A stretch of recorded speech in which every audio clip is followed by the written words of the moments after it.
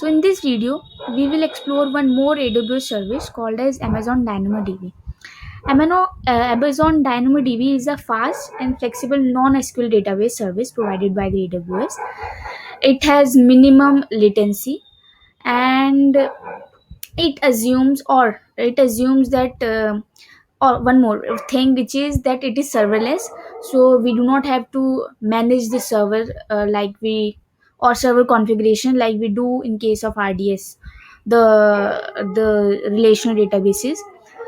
One few things which I wanted to talk about is that it is non-SQL, which means it doesn't have joins. It assumes that we have all the information in the rows of the table, and also we do not have aggregation functions like sum and all. It gives reliable performance for mobile, web gaming, uh, um IoT, and many more applications. So before wasting any more time, let's jump on to create tables and see how it works with a demo. So whenever we create a table, it asks us about few information. So I'll go on and give a name to my table as class demo, and then whenever we create a table, or for all the tables inside our DynamoDB, we have two options. First is to have a primary key, so all tables must have a primary key. They're also called as partition key.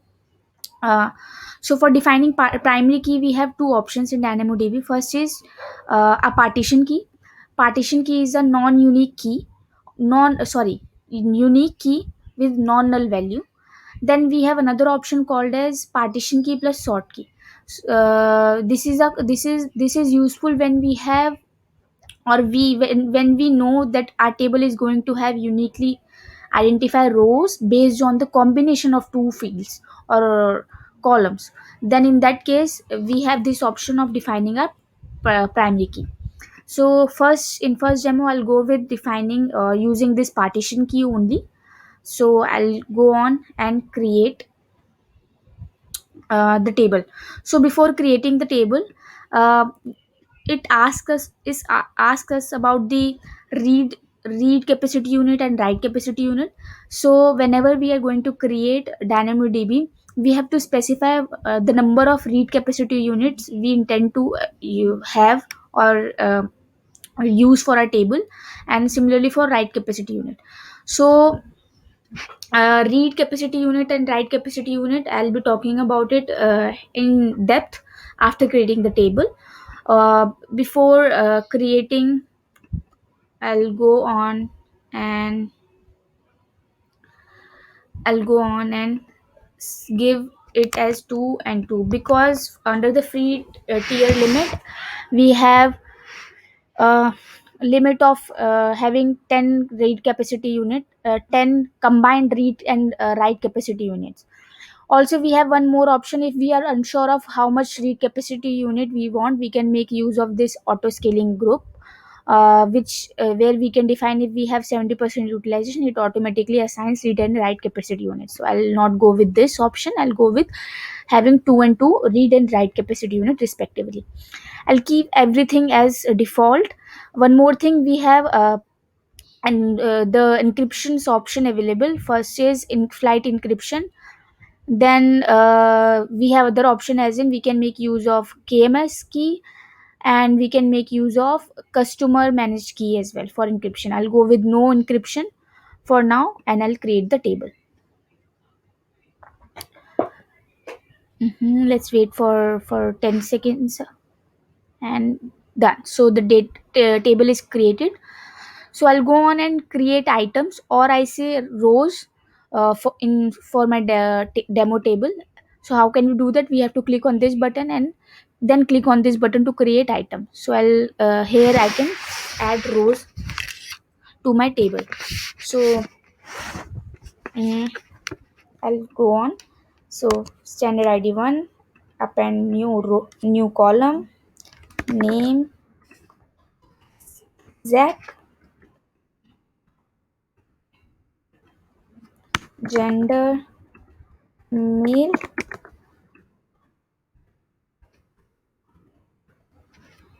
Sports. So this field is to tell if the person is interested in sports or no. I'll say no.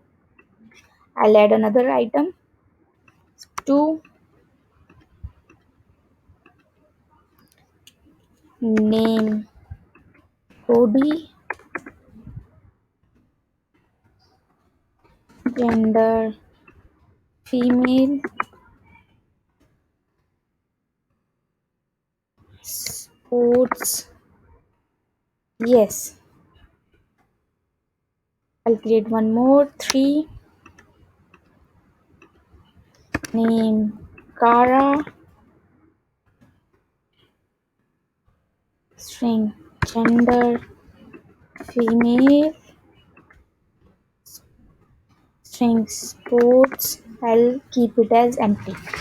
Why I have kept it this field is empty for Kara? Because in DynamoDB we cannot enforce any row or any specific column to be non-null except primary key or sort or sorry except partition and sort key. So that's how we enter or create items inside our DynamoDB table. If we have to search something inside our table, we can make use of the scan feature. I can add attributes as sports name Z, or I say sports gender female. It is giving me two. So it is case sensitive as well. So if I search with F capital, it doesn't return me any result. So that's how we do searching. And then coming on to these options, this is for monitoring my DynamoDB. This is coming from CloudWatch metrics. Then this is for having alarms. We can enable alarms. Then as in to integrate our DynamoDB with CloudWatch, or say integrated with SNS to send notification if my utilization or read capacity or write capacity unit increases by some threshold. So we can have this set up such alarms from here, this tab. Then coming on to this section, it is for defining read and write capacity unit. So read and write capacity units are defines it defines the the intensity of my DynamoDB table. So if I am assuming that my table is going to have a lot of reads operations, then I should have this read capacity unit defined to, I mean, should be high number. And if I know that I'm going to have a lot of write operation, then I should have this section to be something higher. So then how does it depend on what values does it depend, and how do we calculate it? Then for defining or what one write capacity unit is, one write capacity unit represents write unit per second for 1 kb of item each. And a read capacity unit is of actually two types. First is eventually read, and second is strongly read. So eventually read is represents something that whenever we are reading something after a change has been made to our table, chances are that we can get the old value. We do not right away get the changed value. So this is called as eventually read.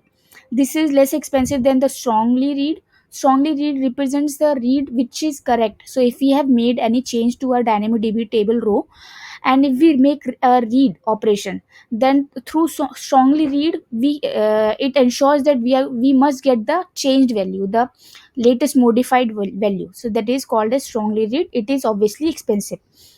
One write capacity unit equals to eventually read per second for 4 kb of item each. One write capacity unit equals one strongly read per second for 4 kb of item read each. So that's all about capacity units. Also, one more thing which I wanted to talk about, if we exceed our read or write capacity unit, we get a exception called as threshold provision threshold exception. So, and we can avoid that exception by having set up index sorry caching on our DynamoDB, that is called as DynamoDB acceleration. um yeah, so that is called as DynamoDB acceleration. Then coming on to the indexes. um okay, so we have two types of indexes. First is local index and second is global index. So local index is a type where we create an index inside our table, and global index is a type of index. So yes, it is asking me. So global index is a type of index where we create a separate table with partition key and sort key, and in that case we have to specify read capacity unit and write capacity unit.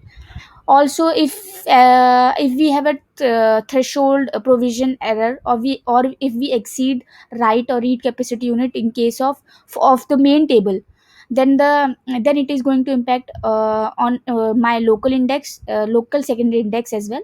If I am going to have or if I am going to have, or if I have exceeded my what do I say, my write capacity unit for the main table, I'm going to it is going to affect my global index secondary index also, because it depends on the right depends on the main table. Sorry, the indexes depends on the right of the main table. Then we have yes, then we have one more option, feature, which I think is a life saving feature, because if we see that I'm going to or if we say, if we have to create a table with the same structure or with the same table, we can make use of this backup feature. We can take the backup of our table and create a new table with that backup. Then coming on to this triggers, we can trigger, and we can define access control as well, and tags. So that's all about DynamoDB. Then what is left? Let me check the checklist. Yes, so we have almost covered everything about. Okay, so there is one thing. So there is a concept of called as time to live, TTL. So if we are defining, okay, so if we are defining anything like so if inside a table we can have one column called as or we called as expiry table, suppose the name can be anything. So I can use that column to set an expiry date for my rows, and I have to specify that column here, and then set the expiry date, as in if I am going to have a column and set the expiry date for that row, say as today is 8 September, so I'll say it as 9 September. So it is going to delete my row from 9 September to next, I mean within the 48 hours of the expiry date. So that's very useful feature, because it cleans up my table from the old data. So that's all about DynamoDB. Hope it is helpful for anyone. Thank you.